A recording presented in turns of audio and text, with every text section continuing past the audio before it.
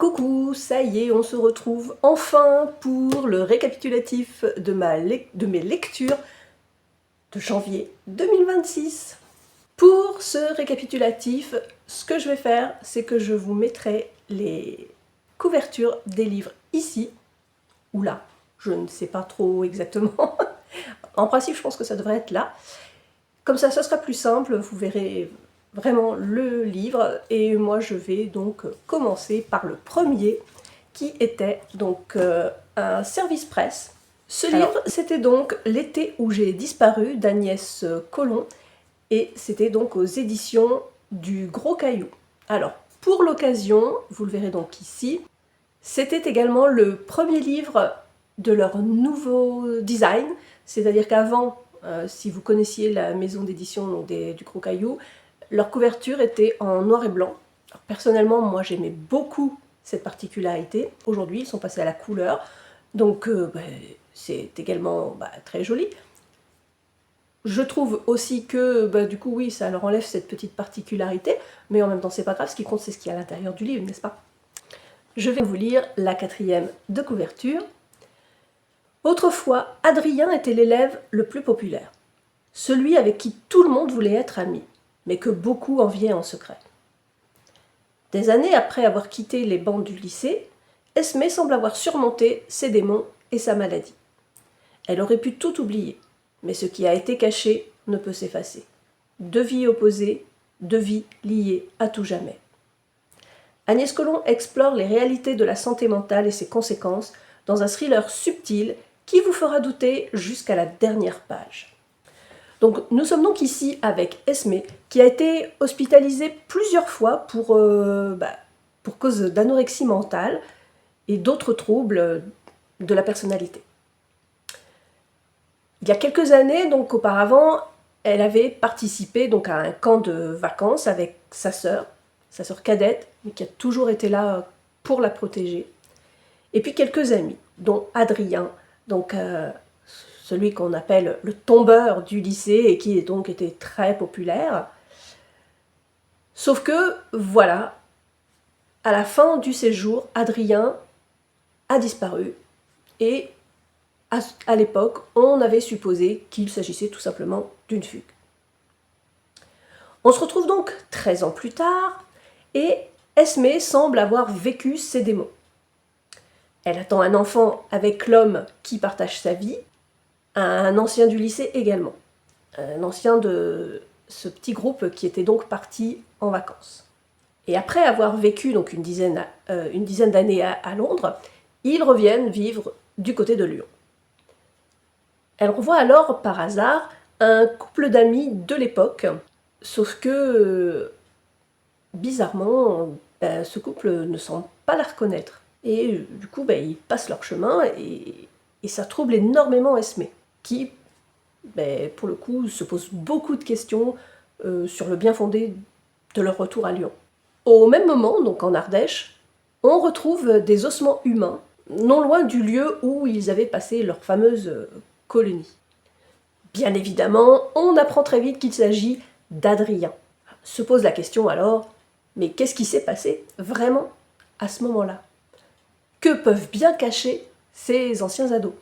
Donc, grâce à la double temporalité et à l'échange des textos, comme je vous le disais auparavant, la tension va crescendo et surtout, du coup, on veut vraiment savoir ce qui s'est passé. On a vraiment du mal à lâcher le livre et pour le coup, même si on devine certaines choses, eh bien ça ne gâche pas le plaisir. Parce que vraiment, il y a une tension qui fait que on se pose quand même des questions et du coup, on veut savoir, on veut connaître le dénouement.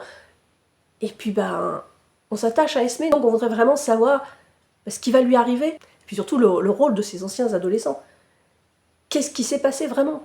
Bon, en plus, c'est un livre très court, il fait à peu près 230 pages, donc il se lit très vite. L'écriture est fluide et très addictive, on veut vraiment savoir ce qui se passe, donc difficile de lâcher. C'était une très belle découverte pour moi, donc vraiment, si vous aimez ce genre de lecture, eh bien, je vous invite à le découvrir.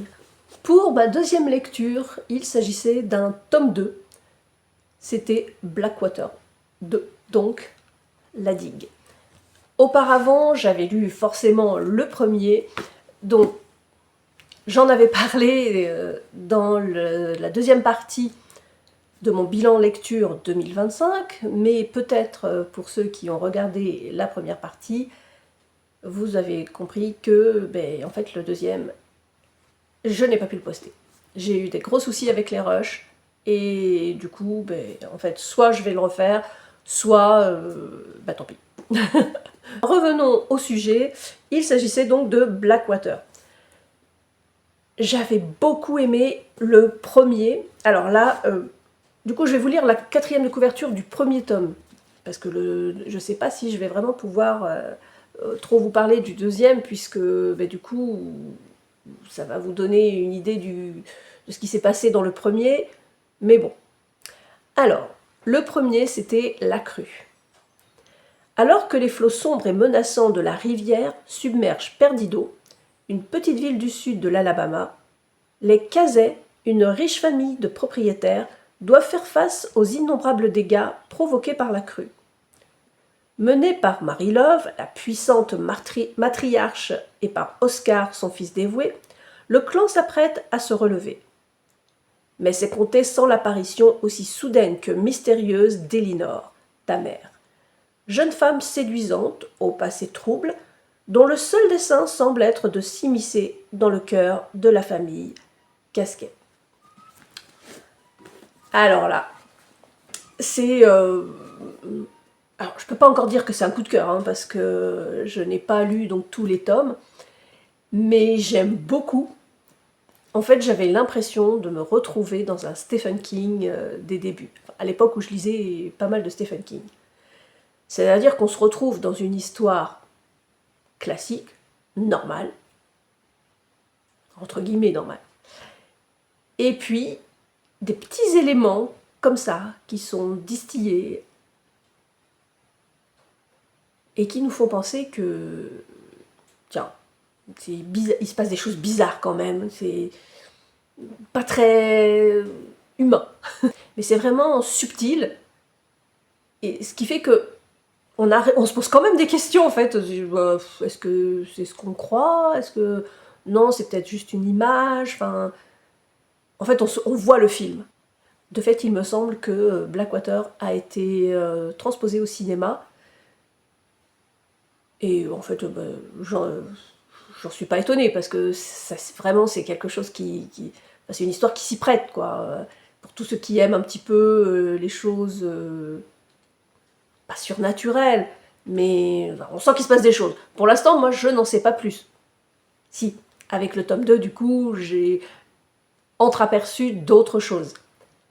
Mais c'est tellement bien écrit, je me souviens, et vraiment, oui, ça m'a rappelé les Stephen King, que, en fait, on sait ce qu'on lit, mais on se pose quand même des questions. Ah, c'est fou. Alors moi, j'ai dit bravo, hein.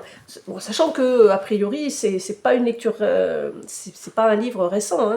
Donc ça a été écrit par Michael McDowell. Et a priori, oui, déjà c'est une réédition, hein, donc je vous le montrerai là. Vraiment, mais il me semblait bien en avoir déjà entendu parler. Et alors, j'ai adoré, j'ai hâte de lire la suite. Alors pour l'instant, j'ai pas encore commandé, mais bon, ça ne saurait tarder, hein.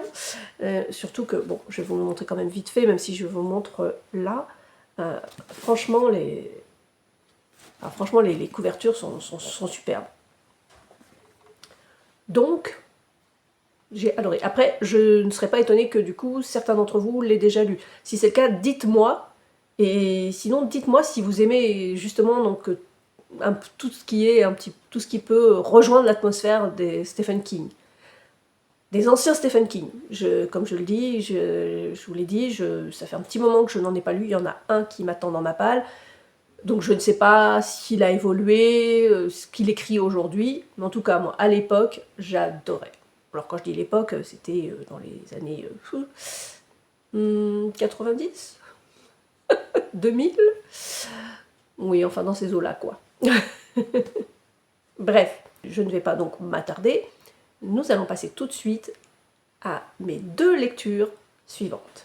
Comme vous le savez donc, il y a quelques mois, ma petite sœur m'avait offert un livre d'Olivier Bal, c'était donc l'affaire Clara Miller. J'avais adoré l'écriture, l'histoire, enfin tout.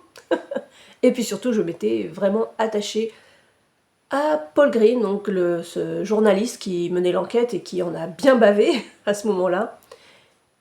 Et donc il s'agissait d'une trilogie, et à Noël, j'ai donc reçu les 2 autres de la trilogie. Il s'agissait donc de La forêt des disparus et de Méfiez-vous des anges. J'ai donc lu le suivant, donc c'est-à-dire La forêt des disparus. Je vais vous lire le résumé. Des murs d'arbres géants, séquoias millénaires qui se referment comme un piège, des randonneurs qui disparaissent sans laisser de traces. Il ne fait pas bon traîner dans les bois de Redwood. Au cœur de cette forêt maudite, un homme vit isolé de tous.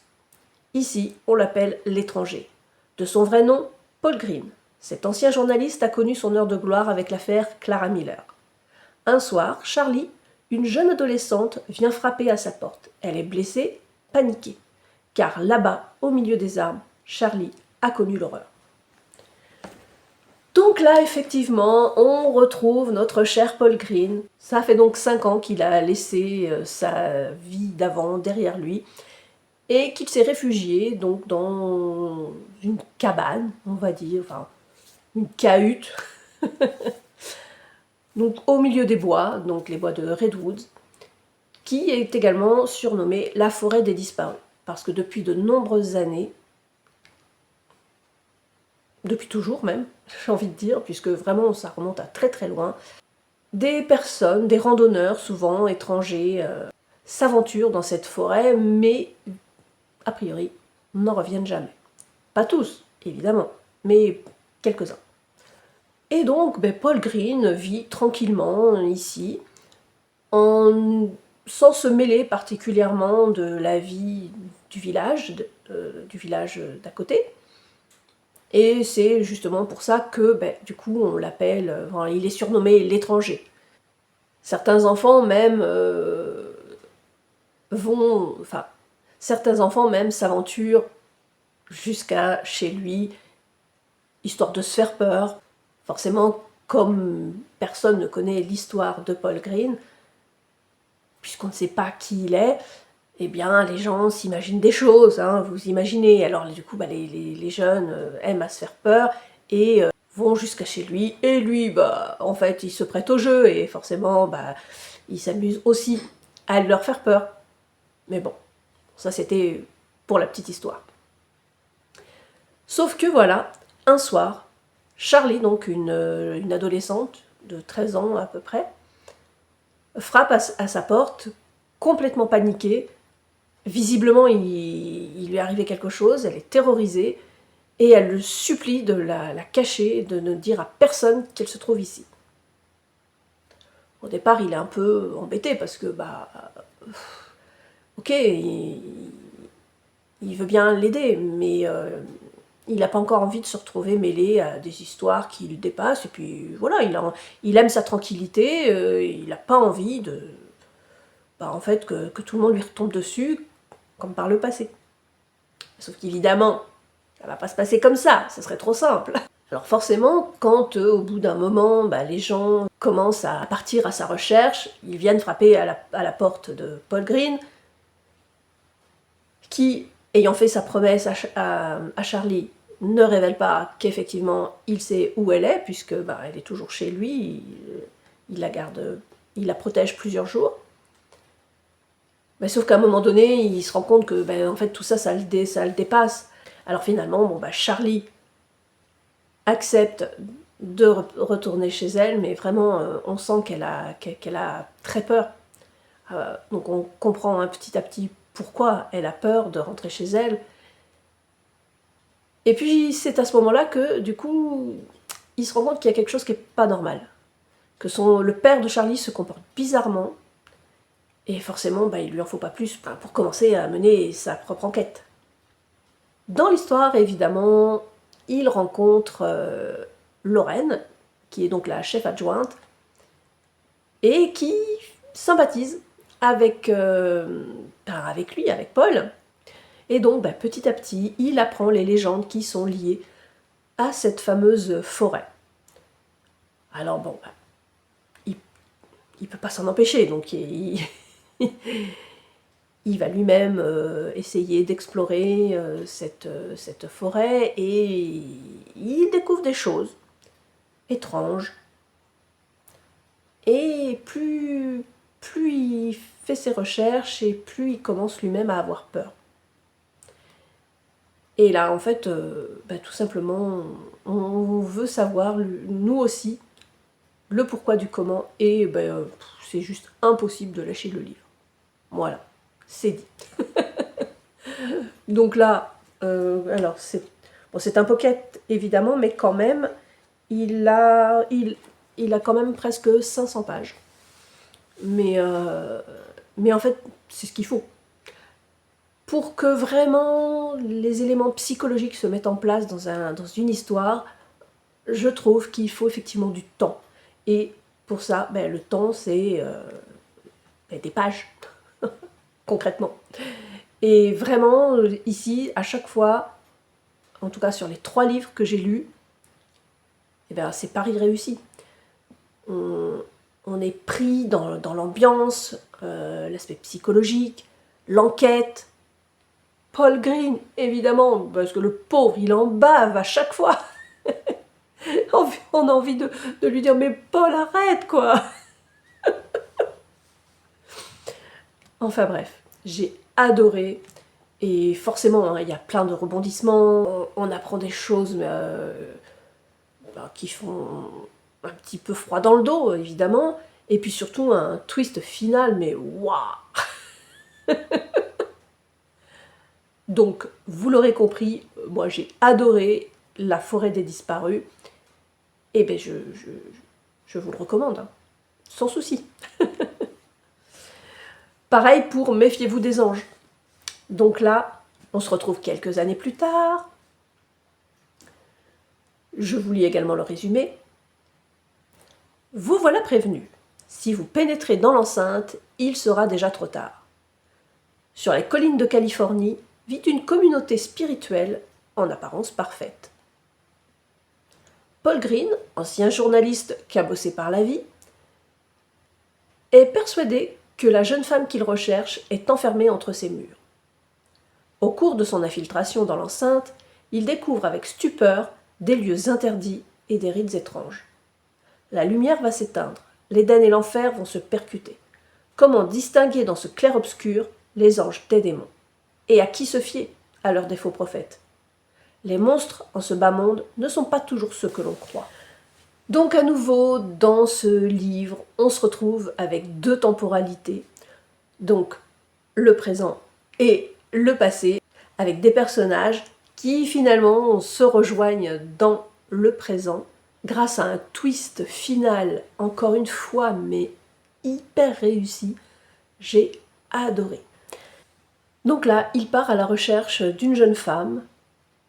Il a été sollicité par la maman de cette jeune femme pour essayer de la retrouver. Dans le même temps, des corps sont retrouvés et surnommés écorchés puisque on leur a enlevé tout ce qui fait en fait leur personnalité, tout ce qui aurait pu permettre de les identifier. Très vite donc, Paul, qui mène donc son enquête, est persuadé que la jeune femme qu'il recherche se trouve au sein de cette communauté spirituelle et donc dans l'enceinte, puisque c'est comme ça donc elle est surnommée. Le problème étant de savoir est-ce qu'elle y est de son plein gré ou est-ce qu'elle y est en fait prisonnière. Quand enfin il réussit à s'infiltrer donc dans l'enceinte, cette fameuse communauté, il découvre des rites un petit peu étranges, et puis surtout le fameux mystérieux gourou dont il se méfie évidemment, et en même temps il est comme captivé par cet homme, et puis également par une femme qui est à ses côtés et qui bien évidemment ne le laisse pas totalement indifférent. Dans le même temps, donc, on retrouve l'inspectrice Sarah Shelley à Los Angeles, qui est appelé donc en urgence parce qu'on a découvert donc le cadavre d'une jeune femme qui est impossible à identifier. Parce qu'en fait, elle a été mutilée, mais bien mutilée, ce qui fait que, en fait, tout ce qui permet d'identifier une personne décédée, ici, en fait, c'est plus possible. Ce qui est encore plus étrange, c'est qu'elle aurait été avant vidée de son sang, mais vidée de son sang petit à petit, puisque lors de l'autopsie, il s'est avéré qu'elle était en anémie. Ce qui aurait tendance à démontrer que, en fait, cette perte de sang se serait faite petit à petit. Ce qui rend le mystère encore plus grand. Bien évidemment, vous vous en doutez, l'enquête de Sarah va la mener également du côté de l'enceinte, puisque elle-même découvre que en fait, cette communauté aurait des rites un petit peu spéciaux, et c'est d'autant plus troublant que en fait, il est impossible d'entrer dans cette enceinte. Bien évidemment, donc, elle va à un moment donné faire équipe avec Paul Green. Et moi je vous le dis, il va lui en arriver encore de bonnes. Et en fait, c'est ça que j'aime chez Olivier Bal. Et c'est aussi ce qui fait qu'on s'attache d'autant plus à Paul Green, parce que, mais le pauvre, mais il en baffe tellement à chaque fois. Bon, après, bien évidemment, ses relations avec Sarah Shelley, au départ, ne sont pas forcément au beau fixe, puisque quand il commence à vouloir lui expliquer, et en fait à lui transmettre ses doutes quant à cette fameuse communauté, Sarah au départ n'y prête pas attention, elle est tellement absorbée par sa propre enquête que voilà, en plus ils doivent faire face à de nombreux appels puisque il y a eu un appel à témoins. Dans ces cas-là, forcément, il y a toujours beaucoup d'appels, mais rarement de vrais témoins. Donc du coup, quand elle découvre Paul, au départ, elle le confond avec un clochard, parce que vraiment, il paye pas de mine, le pauvre. Et du coup, c'est de lui-même qu'il décide d'essayer d'entrer dans l'enceinte en se mêlant aux clochards de la ville, sachant que certains, justement, sont recrutés régulièrement pour venir intégrer donc cette communauté. Et c'est donc en compagnie d'un SDF qui va finir par réussir à entrer dans l'enceinte et donc petit à petit à sympathiser avec l'entourage du gourou, notamment une certaine Kate qui est le bras droit de ce gourou. Et puis, malgré tout, donc, il va essayer de mener l'enquête. Mais à quel prix? À quel prix? Et je ne vais pas vous en dire plus. Mais croyez-moi, il va lui en arriver des choses. Sinon, ce ne serait pas marrant. Donc, voilà, c'est la conclusion de cette trilogie d'Olivier Bal. C'est que, en fait, courez les acheter. Courez acheter ou louer à la bibliothèque. Donc l'affaire Clara Miller, La forêt des disparus, et donc Méfiez-vous des anges, le dernier tome. Même si ce sont, c'est pas vraiment des gros pavés, mais enfin bon, ils sont entre 600 pages la plupart. Vraiment, on ne trouve pas le temps long.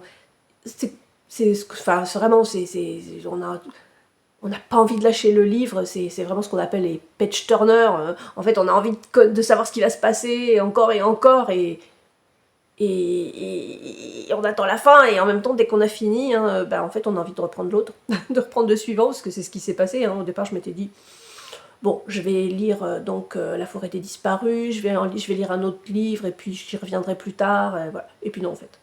Dès que j'ai terminé donc La forêt des disparus, j'ai enchaîné avec Méfiez-vous des anges, parce que je voulais tout de suite retrouver Paul Green. Vraiment, c'est un personnage auquel je me suis super attachée, Et j'espère vraiment que nous en aurons d'autres. Pour l'instant, bon, c'est pas forcément d'actualité, mais en fait, Olivier Ball, sur Instagram, quand je lui ai posé la question, il m'a répondu qui sait? Donc, qui sait? Peut-être, effectivement, aurons-nous un jour la chance de retrouver Paul Green. Et en même temps, j'ai envie de dire, le pauvre, si peut-être que ce serait bien qu'en fait on le laisse tranquille et qu'il finisse par vivre sa vie tranquillement, entouré des personnes qu'il aime. Ça serait bien aussi. Voilà, c'est donc terminé pour ces 4 lectures du mois de janvier. Bon, j'avoue, c'était un petit peu compliqué de revenir parce que mine de rien, ça fait un petit moment que je n'ai pas vraiment filmé mes retours de lecture, pour plein de raisons. Mais bon, on va reprendre nos petites habitudes et de toute façon, donc une fois par mois, je vous ferai mon bilan de lecture. Et puis pour les autres vidéos, eh bien nous verrons. Soit je mettrai des shorts, soit je ferai des vidéos. J'ai plein d'idées. Si vous-même vous en avez, n'hésitez pas à me dire en commentaire si vous avez envie que je vous parle de certains auteurs, de certains livres en particulier. Moi, ce sera avec grand plaisir. Et puis dites-moi quels sont les livres que vous lisez actuellement, ceux qui vous ont particulièrement touché ces dernières semaines. Et puis je vous dis à la semaine prochaine. Si jamais vous êtes arrivé jusqu'au bout de cette vidéo, n'hésitez pas à me mettre un petit pouce bleu, ça fait toujours plaisir et puis surtout ça chatouille l'algorithme. Abonnez-vous si jamais vous regardez cette vidéo sans vous être abonné, c'est le moment. Et puis donc on se retrouve en commentaire. Je vous fais des gros bisous, je vous dis à la semaine prochaine.